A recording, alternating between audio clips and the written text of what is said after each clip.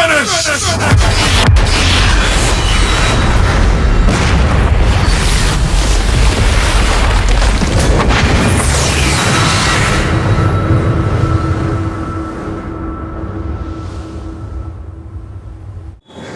the Lord.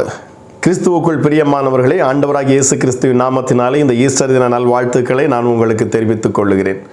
அவர் உயிர்த்தெழுந்தார். தாம் சொன்னபடியே அவர் உயிர்த்தெழுந்தார். அவரை வைத்த இடத்தை வந்து பாருங்கள் என்று சொல்லி நம்முடைய ஆண்டவராகிய இயேசு கிறிஸ்து சவால் கொடுக்கிறவராக இருக்கிறார். காரணம், இந்த பூமியில வந்த எந்த ஒரு மனுஷனும் மரித்து உயிரோடு எழும்பி ஜீவனோடு வாழ்ந்ததாக இதுவரை சரித்திரம் இல்லை.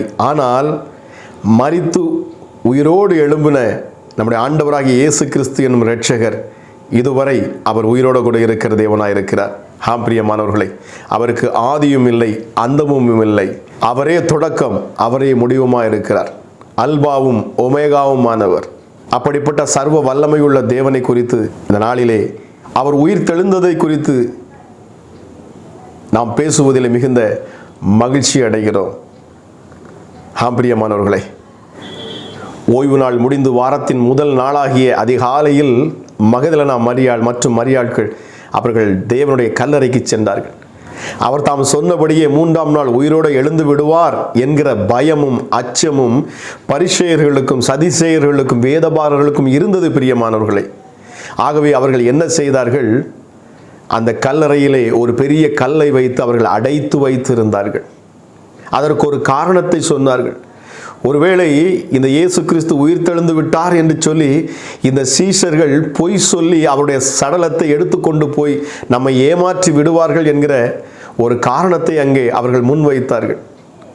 ஆனாலும் அவர் செய்த அற்புதங்களையும் அடையாளங்களையும் பார்த்து கொண்டிருந்த பரிசேயர்கள் சதிசேயர்கள் மற்றும் வேதபாரர்கள், இந்த புறஜாதி மக்கள், பிரியமானவர்களே, அவர்கள் பயந்தார்கள். எதை கண்டு? இவர் சொன்னபடியே செய்து விடுவார் என்பதற்காக. ஏனென்றால் இவர் முடவர்களை எழுந்து நடக்கச் செய்தவர், கண் தெரியாதவர்களுக்கு பார்வையை கொடுத்தவர், சரீரத்தில் எந்த ஒரு வியாதியில் வந்தாலும் அதை சுகப்படுத்த வல்லமையுள்ளவர். அது மாத்திரமல்ல, மரித்தோரை உயிரோடு கூட எழுப்பினவர். ஆகவே அவர்களுக்குள்ள வந்த பயம், இவர் சொன்னபடியே 3ஆம் நாள் இவர் உயிர்த்தெழுந்து விடுவாரோ என்கிற பயமும் அச்சமும் திகிலும் அவர்களுக்குள்ளாக காணப்பட்டது. சாத்தான் எவ்வளவோ முயற்சி செய்தான். பாதாளம் அவரை அடக்க நினைத்தது, அவரை மூட நினைத்தது. பிரியமானவர்களே, பாதாளத்தையும் மரணத்தையும் ஜெயமாய் விழுங்கின என் தேவன் அவர் உயிரோடு கூட அவர் எழும்பி அவர் இந்த உலகத்திற்கு தம்மை வெளிப்படுத்தி காண்பித்தாராம். தான் ஜீவனுள்ள தேவன் என்பதை அவர் வெளிப்படுத்தி காண்பித்தார். எதற்காக அவர் உயிர்த்தெழுந்து தம்மை பிதாவுடைய குமாரன் என்று நிரூபித்தாராம்? பிள்ளைகள் மாம்சத்தையும் இரத்தத்தையும் உடையவர்களாக இருக்க, அதாவது நீங்களும் நானும். அவரும் நம்மை போலவே மாம்சத்தையும் இரத்தத்தையும் உடையவராக இந்த பூமிக்கு வந்தாராம். மரணத்துக்கு அதிகாரியான பிசாசானவனை தம்முடைய மரணத்தினாலே ஜெயிக்கும்படிக்கு அவர் அப்படியானாராம். ஜீவகாலமெல்லாம் மரண பயத்தில் அடிமைத்தனத்திற்குள்ளானவர்கள் யாவரையும் விடுவிக்கும்படி அவர் அப்படியானார். உங்களை விடுவிக்கும்படி ஆண்டவராக இயேசு கிறிஸ்து அவர் மரித்து 3ஆம் நாள் அவர் உயிரோடு கூட எழும்பினார். பிரியமானவர்களே, வேதத்தில் அவரை குறித்து சொன்ன எல்லா தீர்க்க தரிசனங்கள் நிறைவேறவும் நியாய பிரமாணத்தின் முடிவாக அவர் இந்த பூமிக்கு வந்து மரித்து நியாய பிரமாணத்தை தம்முடைய மரணத்தினாலே அவர் அழித்து அதிலிருந்து விடுதலையாக்கி நம்மை மீண்டுமாய் தம்முடைய பிள்ளையாக, அதாவது தைரியமாய் கிருபாசனத்து அண்டையில போய் பிதாவாகிய தேவனிடத்தில் நின்று அப்பா பிதாவே என்று கூப்பிடக்கூடிய அந்த புத்திர சுவிகாரத்தை வாங்கி தரும்படி அவர் மரித்து அவர் 3ஆம் நாள் உயிரோடு எழும்பினார். பிரியமானவர்களே, ரோமர் 1:5 சொல்லுகிறது, மாம்சத்தின்படி தாவீதின் சந்நிதியில் பிறந்தவரும் பரிசுத்தமுள்ள ஆவியின்படி தேவனுடைய சுதன் என்று மரித்தோரிலிருந்து உயிர்த்து எழுந்ததினாலே பலமாய் ரூபிக்கப்பட்ட தேவகுமாரனுமாய் அவர் இருக்கிறாராம். மாம்சத்தின்படி அவர் தம்மை தாவீதுடைய குமாரன் என்று நமக்கு காண்பிக்க அவர் விருப்பம் கொண்டார். அது மாத்திரமல்ல, அவர் உயிர்த்தெழுந்ததற்கு காரணம் என்ன என்பதையும் இங்கே விளக்கி கூறப்படுகிறது. ஏனென்றால் பரிசுத்தமுள்ள ஆவியின்படி இவர் தேவனுடைய குமாரன் என்று அவர் நிரூபிக்கும்படி அவர் உயிர்த்தெழுந்தார். பிரியமானவர்களே, பரிசுத்த ஆவியின் வல்லமையினாலே அவர் உயிர்த்தெழுந்தார். ஆகவேதான் ஆண்டவராகிய இயேசு கிறிஸ்து பயந்து நடுங்கி கொண்டிருந்த சீசர்கள் மத்தியிலே தன்னை உயிரோடு கூட அவர் அவர்களுக்கு காண்பித்தார். அது மாத்திரமல்ல, நீங்கள் எருசலேமில் போய் காத்திருங்கள், உங்கள் மேல் பரிசுத்த ஆவியானவர் வருவார், வாக்கு பண்ணப்பட்ட இந்த ஆவியானவர் உங்கள் மேல் இறங்குவார், அப்பொழுது நீங்கள் பலனடைவீர்கள், என்னை குறித்து தேசமெங்கும் நீங்கள் சாட்சி சொல்லுவீர்கள் என்று சொல்லி தேவன் அங்கே அற்புதமாய் அவர்களை ஆசீர்வதித்தார். ஆகவே தான் பரிசுத்த ஆவியானவர் அவர்களை பலப்படுத்தின பொழுது அப்போஸ்தலர் 4:33 சொல்கிறது, அவர்கள் தேவனுடைய உயிர்த்தெழுதலை குறித்து, அதாவது ஆண்டவராகிய இயேசு கிறிஸ்துவின் உயிர்த்தெழுதலை குறித்து அவர்கள் அதிக சாட்சியாய் நின்றார்களாம். காரணம், அவர்கள் மேல் பூரண கிருபை உண்டாயிருந்தது. பிரியமானவர்களே, தேவன் எதற்கு கிருபை அளிக்கிறார்? அவருடைய உயிர்த்தெழுதலின் செய்தியை நீங்கள் மற்றவர்களுக்கு அறிவிக்கும்படி தேவன் உங்கள் மேல் அவர் கிருபை பாராட்டுகிறார். இந்த உயிர்த்தெழுதலின் செய்தியை சீஷர்கள் சொன்ன பொழுது பாவிகள் மனம் திரும்பினார்கள். இந்த இயேசுவை தங்கள் சொந்த இரட்சகராக ஏற்றுக்கொண்டார்கள். தேவன் அவர்கள் மேலும் வல்லமையாய் தம்முடைய ஆவியை ஊற்றினாராம். பிரியமானவர்களே, ஒரு மனிதன் மனம் திரும்புகிற பொழுது தேவன் அவரை மறுபடியும் உயிர்ப்பிக்கிறேன் என்று அவர் சொல்லியிருக்கிறார். ஒரு மனிதன் அவரை ஏற்றுக்கொண்டு மனம் திரும்பி அவரை விசுவாசிக்கிற பொழுது அவனை மறுபடியும் உயிர்ப்பிக்கிறேன் என்று ஆண்டவராகிய இயேசு கிறிஸ்து தம்முடைய ஊமையிலே அவர் சொல்லி இருக்கிறார். லூக்கா 15:24 மற்றும் 32 வசனத்தை எடுத்து வாசித்து பாருங்கள். பிரியமானவர்களே, அவன் மரித்தான், இப்பொழுதோ அவன் உயிரோடு வந்திருக்கிறான், உயிர்ப்பிக்கப்பட்டு இருக்கிறான். காரணம், அவன் மனம் திரும்பி தம்முடைய தகப்பனிடத்திலே அவன் வருகிறவனாக அங்கே இருந்தான். ஆகவே ஆண்டவராகிய இயேசு கிறிஸ்து சொன்ன, அவனோ மரித்தான், இப்பொழுது அவன் உயிர்த்தான். ஆகவே கொண்டாடட்டும் பரலோகம் என்று சொன்னார்.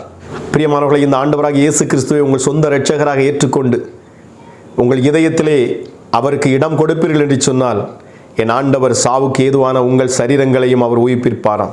பிரியமானவர்களே, அவரே ஜீவ அப்பம், அவரே உயிர்த்தெழுதலும் ஜீவனுமாய் இருக்கிறார்.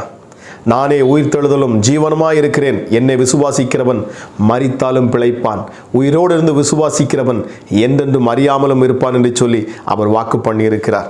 பிரியமானவர்களே, நீங்கள் பாவத்துக்கென்று மரித்து நீதிக்கென்று பிழைப்பீர்கள் என்று சொன்னால், அதாவது கிறிஸ்துவோடு கூட சிலுவையில் அறையப்பட்டவர்களாய் நீங்கள் ஞான ஸ்நானம் எடுக்கிற பொழுது, தண்ணீரில் நீங்கள் மூழ்கி எழுந்திருக்கிற பொழுது, நீங்கள் கிறிஸ்துவோடு கூட மரிக்கிறீர்கள். எழும்புகிற பொழுது நீங்கள் அவரோடு கூட உயிர்ப்பிக்கப்படுகிறீர்கள். பிரியமானவர்களே, நீங்கள் அவரோடு கூட உயிரடைகிறீர்கள், உயிர்த்தெழுகிறீர்கள். பாவத்துக்கு மரித்து நீதிக்கென்று நீங்கள் இப்பொழுது பிழைத்திருக்கிறவர்களாக இருப்பீர்கள். உங்கள் வாழ்க்கை செழிப்புள்ளதாக இருக்கும், உங்கள் வாழ்க்கை ஆசீர்வதிக்கப்பட்ட ஒரு வாழ்க்கையாக இருக்கும்.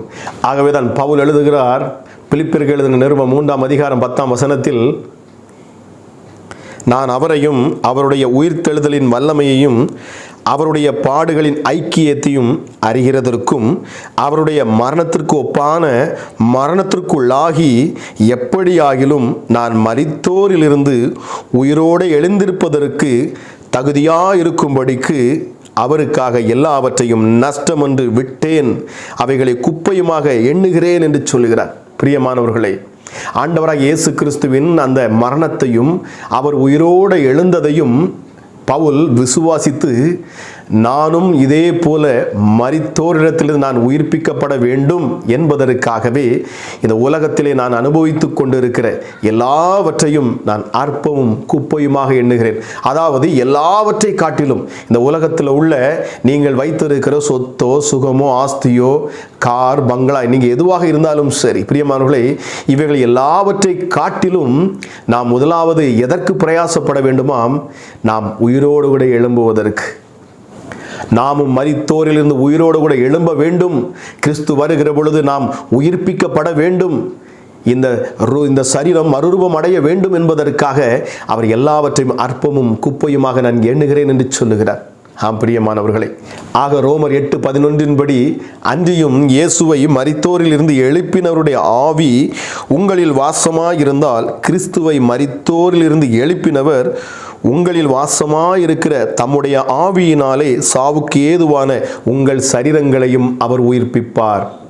பிரியமானவர்களை, எந்த பரிசுத்த ஆவியானவர் ஆண்டவராகிய இயேசு கிறிஸ்துவை உயிர்ப்பித்தாரோ, நீங்கள் இயேசு கிறிஸ்துவை ஏற்றுக்கொண்டு அவருக்கென்று ஒரு வாழ்க்கை நீங்கள் வாழுகிற பொழுது, பிரியமானவர்களை, இந்த பரிசுத்த ஆவியானவர் உங்களுக்குள் இருந்து சாவுக்கு ஏதுவான இந்த சரீரத்தை மகிமையின் சரீரமாக மாற்றி உங்களையும் அவர் உயிர்ப்பிப்பார் என்று இங்கே வாக்கு பண்ணப்பட்டிருக்கிறது. ஆக பரிசுத்த ஆவியானவர் உங்களை ஆட்கொள்ள நீங்கள் இடம் கொடுங்கள். என் தேவன் உங்கள் சாவுக்கு ஏதுவான உங்கள் சரீரங்களை அவர் உயிர்ப்பிப்பாராம். ஆம் பிரியமானவர்களே, ஒருவேளை இந்த நாட்களில் உங்கள் சரீரத்தில் வியாதிகள், பிரச்சனைகள், போராட்டங்கள் இருக்கும் என்று சொன்னார், என் ஆண்டவராகிய இயேசு கிறிஸ்து பரிசுத்தாவின் வல்லமையினாலே அவற்றிலிருந்து உங்களை விடுவிப்பார். ஆம் பிரியமானவர்களே, வியாதியிலிருந்து உங்களை விடுவிப்பார். சாவுக்கு ஏதுவான எந்த ஒரு வியாதிகள் உங்கள் சரீரத்தை அண்டிக்கொள்ள விரும்பினாலும் என் ஆண்டவராகிய இயேசு கிறிஸ்து அவைகளிலிருந்து உங்களை விடுவிப்பார். பிரியமானவர்களே, இப்பொழுதும் இயேசுவின் நாமத்தினாலே இதை கேட்டுக்கொண்டிருக்கிற உங்கள் ஒவ்வொருவரையுமே என் ஆண்டவர் தொட்டு பலப்படுத்துவாராக. ஆண்டவராக இயேசு கிறிஸ்துவின் கரம் இப்பொழுது உங்கள் மேல் அமரட்டும் என்று சொல்லி நான் ஜெபிக்கிறேன். இந்த உயிர்த்தெழுதலின் வல்லமை, ஆண்டவராக இயேசு கிறிஸ்து உயிர்த்தெழுந்த இந்த உயிர்த்தெழுதலின் வல்லமை உங்கள் ஒவ்வொருடைய சரீரத்தையும் ஆளுகை செய்வதாக. சாவுக்கு ஏதுவான உங்கள் சரீரங்கள் இப்பொழுதே இயேசுவின் மகிமையால் அது நிரப்பப்படுவதாக. உங்கள் சரீரங்களே காணப்படக்கூடிய அத்தனை வியாதிகளும், எந்த பிரச்சனைகள் இருந்தாலும் சரி, ஒருவேளை அது டயபெட்டிஸ், அதாவது சர்க்கரை நோயாக இருந்தாலும் சரி, இரத்த கொதிப்பு வியாதியாக இருந்தாலும் சரி, இதய பிரச்சனைகளாக இருந்தாலும் சரி, மற்றும் சரீரத்தில் உங்களை சாவுக்கு ஏதுவாக கொண்டு போகக்கூடிய எந்த ஒரு வியாதியாக இருந்தாலும் சரி, கேன்சராக இருந்தாலும் சரி, நசரேயனாகிய இயேசு கிறிஸ்துவின் அதிகாரமுள்ள நாமத்தினாலே, உயிர்த்தெழுந்த இயேசு கிறிஸ்துவின் நாமத்தினாலே நான் பேசுகிறேன். இப்பொழுதே சுகம் உண்டாவதாக. அற்புத சுகம் இப்பொழுதே உண்டாவதாக இயேசு கிறிஸ்துவின் நாமத்தினாலே. இதை பார்த்து கொண்டிருக்கிற யாரெல்லாம் விசுவாசித்து அந்த இடங்களிலே கைகளை வைத்து உன்னதமாய், உத்தமமாய், உண்மையாய் அந்த இதயத்தில் இருந்து இயேசுவை நோக்கி பார்ப்பார்களோ, இப்பொழுதே இயேசுவின் நாமத்தினாலே அவர்கள் மேலே நான் இப்பொழுது சுகத்தை பேசுகிறேன். உயிர்த்தெழுந்த இயேசு கிறிஸ்துவின் வல்லமை இப்பொழுது அற்புத சுகத்தை கொடுப்பதாக. பிசாசுகள் இப்பொழுது இயேசுவின் நாமத்தினாலே முற்றிலுமாக அவைகள் நீங்கி ஓடுவதாக. இயேசுவின் நாமத்தினாலே எல்லா இருளும் நீங்குவதாக. இயேசுவின் நாமத்தினாலே பிசாசின் கிரியைகள், அலைக்கழிக்கிற ஆவிகள் இனி உம்முடைய பிள்ளைகளை அலைக்கழிக்காதபடி இயேசுவின் நாமத்தினால் இப்பொழுது நான் பேசுகிறேன். சர்வ வல்லமையுடைய கரம் இப்பொழுது பிசாசுகளை துரத்துவதாக. பரிசுத்த ஆவியின் அக்கினி இப்பொழுதே ஒவ்வொருவரையும் பற்றி கொள்வதாக. இதை பார்த்து கொண்டிருக்கிற ஒவ்வொரு மேலும் பரிசுத்த ஆவியின் அக்கினி இப்பொழுதே இறங்கட்டும் என்று சொல்லி நான் ஜெபிக்கிறேன். சர்வ வல்லமை உள்ளவருடைய கரம் இப்பொழுதே ஒவ்வொரு மேலும் இறங்கட்டும் அப்பா. தொட்டு சுகமாக்குகிற என் தெய்வமே, உயிர்ப்பிக்கிற ஆவியானவரின் வல்லமை இப்பொழுது இறங்கட்டும். மரித்தோரை உயிர்ப்பித்த அதே ஆவியானவர் இயேசுவே இப்பொழுதே இதை கேட்டுக்கொண்டிருக்கிற ஒவ்வொரு சரீரத்திலும் காணப்படக்கூடிய வியாதிகள் முற்றிலுமாக நீங்கி போகட்டும். பலவீனங்கள் மாறட்டும். பரிசுத்த ஆவியானவருடைய பல இப்பொழுது பலன் உண்டாகட்டும் இயேசுவின் நாமத்தினாலே. இப்பொழுதும் இதை கேட்ட உங்கள் ஒவ்வொருவரையும் ஆண்டவராகிய இயேசு கிறிஸ்துவின் நாமத்தினாலே நான் ஆசீர்வதித்து ஜெபிக்கிறேன். கர்த்தர் தாமே உங்களை தம்முடைய அளவில்லாத சமாதானத்தினாலும் கிருபையினாலும் உங்களை நிரப்புவாராக. ஆமென்.